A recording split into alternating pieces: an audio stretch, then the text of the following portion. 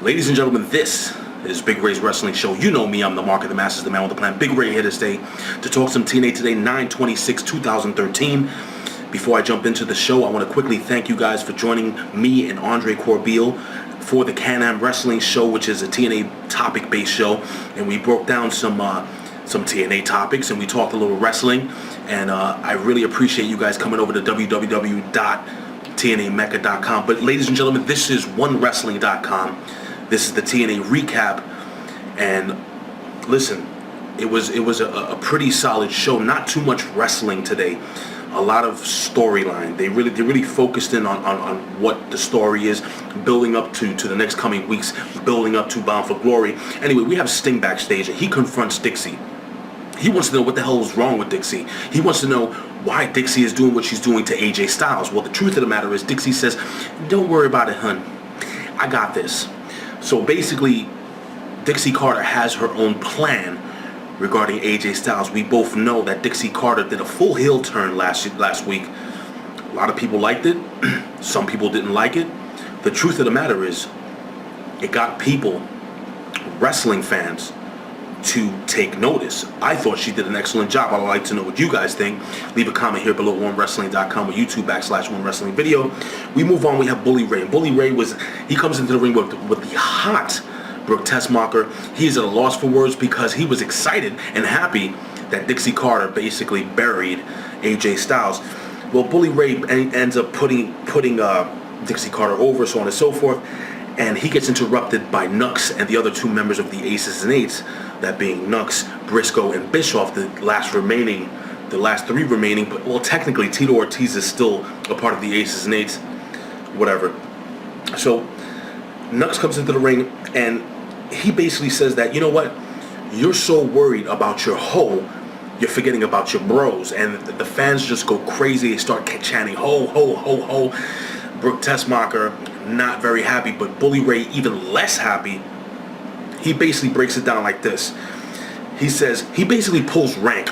He states, "I'm the president. You guys are a bunch of lackeys." Okay? So the fact is, if one of you guys, whoever loses the match tonight, whoever gets pinned tonight by the member of the Aces and Eights, if you do get pinned, guess what? You're out of the club. I'm taking your cut. So we move on to the Bromans with Gail Kim versus Eric Young, Joseph Park, and O.D.B. And it was actually a relatively solid match. It was a fun match. It was a pretty decent match. I mean, when you have O.D.B. in the ring, you have Joseph Park and Eric Young, and Bromans actually have a lot of charisma. Pretty good match. Now, towards the end of the match, basically Robbie E gets smothered by the huge breast of O.D.B. He actually gets clotheslined outside of the ring. Joseph Park knocks him outside the ring, and then Joseph Park goes to the second rope. We have E.Y. who goes to the top rope, and Joseph Park hits the diving splash onto Jesse from the second rope, and then we proceed to see E.Y. coming off the top rope with a gorgeous flying elbow drop a la the Macho Man Randy Savage. O.D.B.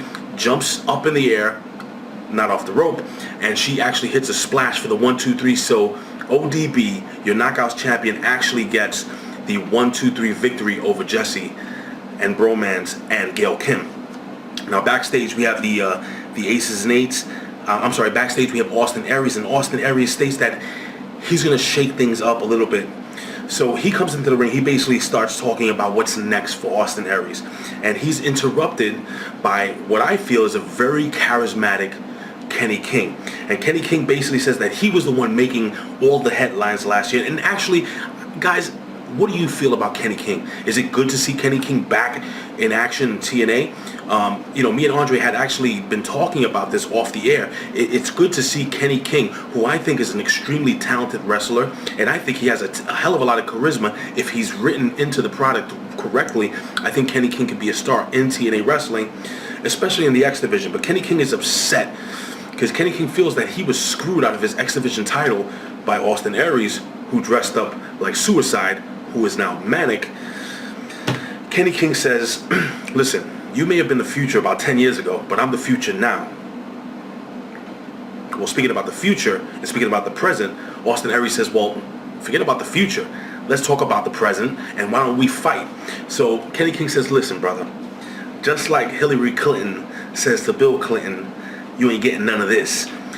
Starts to walk away, then he attacks Austin Aries, and we have a preemptive or whatever. We have a match, an unscheduled match between Kenny King and Austin Aries. It was a pretty decent match, but basically Austin Aries goes over Kenny King for the 1, 2, 3. Now, for this match, I actually would have liked to have seen Kenny King maybe go over, really like pulling the tights or maybe holding the ropes or hitting him with an object. I would like to see this. I would like to see a little more of Kenny King and Austin Aries in the ring, but I'm sure TNA has their ideas of where they're going to do backstage, what they're going to do in the future backstage. We have Magnus, and Magnus is... let's just say he wants a piece of E.G.O, but Sting basically says, listen, all right, our main objective is to take out the aces and eights, and that's what we're going to do first, and then we're going to focus in on E.G.O. Magnus is a little pissed off because E.G.O has been in his business, basically costing him the BFG series. Anyway, Hulk Hogan comes into the ring, and Hulk Hogan, I got to tell you something. There's a lot of discussion about Hulk Hogan leaving TNA, so on and so forth, and what his value is to TNA wrestling. The fact of the matter is, when Hulk Hogan was in that ring, Hulk Hogan is over. No matter where the hell he goes, no matter what organization he's in, Hulk Hogan is over. Now, do I think he should be the one making most of the decisions, the creative decisions? In my opinion, no. I think Hulk Hogan is better suited as an ambassador and as a figurehead. But again, that's my opinion. I would like to know what you guys think. Leave your comments here below. Hulk Hogan says, you know what? It's a no-no in the wrestling business to put out your dirty laundry on TV. Whatever happens backstage with the boys happens backstage with the boys. But the fact of the matter is, ladies and gentlemen, Hulk Hogan feels that Dixie Carter and AJ Styles shouldn't have done this in the ring. But Hulk Hogan's going to fix everything, brother. We get a quick video clip of Kurt Angle putting Kurt Angle over, and the fact is that Kurt Angle will be returning at Bound for Glory. Now we have the X Division Championship between Manik, formerly Suicide, and Chris Sabin with his beautiful girlfriend in real life, Velvet Sky. Well, actually, I think they're married or they're engaged. One of the two. Leave a comment here below. I'm not really sure. But anyway, this was a really interesting match, an extremely technical match. I'm really feeling Chris Sabin as a heel. And Manik is just really, really good in the ring. I think he's one of the best technical wrestlers in TNA wrestling. I mean, it seemed during this match that no matter what Chris Sabin did, Manik had a reverse. Whatever Chris Sabin tried to attack, Manik would be able to not only stop, but go on the offensive with some type of, let's just say, submission maneuver, so on and so forth. Manik really, really crisp in this match. Now, towards the end of the match, Manik had Christian in what was like a Texas cloverleaf, and Chris Sabin, actually reaching for the ropes. He ends up grabbing his girlfriend's hand in Velvet Sky, and he pulls her into the ring. Well, Velvet Sky actually gets up, and he uses her to shield him from getting beat up by Manik. Now, while all this is happening, it's basically a distraction for Chris Sabin to roll up Manik for the 1 and the 2, but Manik is able to again reverse the pin, and he actually ends up rolling Chris Sabin up. Chris Sabin not happy at all. Chris Sabin actually attacking Manik. Austin Aries runs down the aisle, almost kills himself getting into the ring, but he actually makes the save on Manik. Now we move on. We have E.G.O backstage, and one of the funnier moments. Listen, E.G.O, Kaz, and Daniels, and Bobby Roode. I love these guys together. Obviously Bobby Roode is the straight guy, but E.G.O, they're hilarious. And if they write their own stuff, I think they're really funny. And it's the subtle things with these guys. But basically, Kaz making a comment saying that if Magnus lost again, it would damage his ego. And they start doing the Dr. Evil laugh. And Bobby Roode actually just looks at them and just walks away. But anyway, now we have the main event of the evening. We have the main event Mafia versus the Aces and Eights. And let me tell you something. During this match, this was more of a brawl than a wrestling match. But we have Magnus, and Magnus is at the top rope. Everybody is beating the hell out of each other in the ring. And guess who comes out? Absolutely. It is E.G.O. E.G.O comes out, and they push Magnus from out over the top rope outside the ring. Magnus lands awkwardly on his knee, and he's basically taken out of the match. But toward the end of this match, we have Samoa Joe, who basically helps clear the ring after the hot tag from Sting. It was 2-on-3, but after a couple of Stinger splashes and Samoa Joe basically wiping the earth, wiping these guys out of the ring, Samoa Joe is able to take Briscoe and put him in the rear naked choke. Ladies and gentlemen, Briscoe taps out. Goodbye, my friend. I'm not a huge fan of Briscoe. I don't know where they're going to go with this character. I don't know if they're going to turn him babyface. I don't know if they're going to bring him back.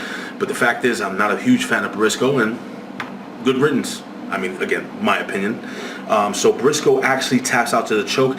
Taz was really selling the fact that he tapped out. I guess they're trying to make Briscoe look weak or like a punk, I guess. But Bully comes into the ring, and he says that, Wes, you got to turn in your cut. And Wes says no. The fans start chanting no. And guess what? Bully Ray attacks him, hits him with a clothesline, and hits him with the big pile driver, and then demands that the other two, Nux and Bischoff, pull the cut off of Briscoe. They do, eventually, and then he demands that Nux hands him, that being Bully Ray, the president of the Aces and Eights, the cut. And after much deliberation, and Bully Ray basically saying, you're gonna let these fans get in your head?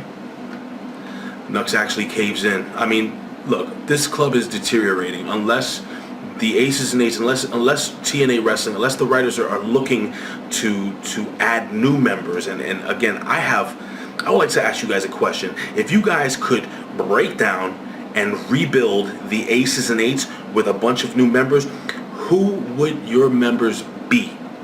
Pick 4 guys. Pick 4 guys and a girl. I don't care. Who would your members be with Bully Ray as the head of the Aces and Eights? Well, ladies and gentlemen, we move on, and we have Hulk Hogan. And Hulk Hogan comes into the ring, and he offers AJ Styles a new contract. You know, AJ Styles, he puts AJ Styles over. He says, we love you, brother. We need you, brother. AJ Styles actually signs the contract. All is well. Until Dixie Carter walks into the ring, and Dixie Carter basically, she basically rips up the contract, and AJ Styles tells her this is the biggest mistake you have ever made. What direction is AJ Styles going? AJ Styles being denied a contract with TNA Wrestling by Dixie Carter. Now, Dixie Carter cuts what I feel was an excellent heel promo. I don't care what you guys believe about Dixie. I know she's daddy's little girl. She's got money, so on and so forth. You know what? She's very passionate. I believe strongly that she loves the business. And I got to tell you, I think this whole heel thing, it works. I want to know what you guys think. Dixie Carter finally puts Hogan over, saying, look, Hulk, you've helped me so much. You've been there for the organization. You've really helped put us over as a company, but you're just an employee. So I'm going to ask you a question, Hogan. Are you with us, Team Dixie, or against us? And if you're against us, you're out of a job. Ladies and gentlemen, this has been Big Ray's Wrestling Show. Again, this has been your TNA recap. I say this every single week. I would do this for a living, but if I can, I would do it anyway. Why? Because I love talking wrestling. Ladies and gentlemen, you can find us here every single week at onewrestling.com, YouTube /OneWrestling Video. Follow us on Twitter at OneWrestling. Follow me on Twitter at Big Ray Show. Guys, leave a comment here below. Hit that like button. Don't forget to subscribe to this channel. Check out all of Bill Apter's interviews. Ladies and gentlemen, it has been a pleasure doing this recap, and don't forget to look out for me and Andre Corbeil, the Can-Am Wrestling Show at TNAMecca.com. Ladies and gentlemen, I will see you guys next week. Oh yeah, and by the way, a special shout out to Mr. New York Yankee, the Sandman, Mariano Rivera, 9/26/2013, his last game in Yankee Stadium. I know you may not be a Yankee fan, you may not be a baseball fan, but you gotta respect this guy. One of the best that we will ever see. Ladies and gentlemen, I'll see you next week. Peace.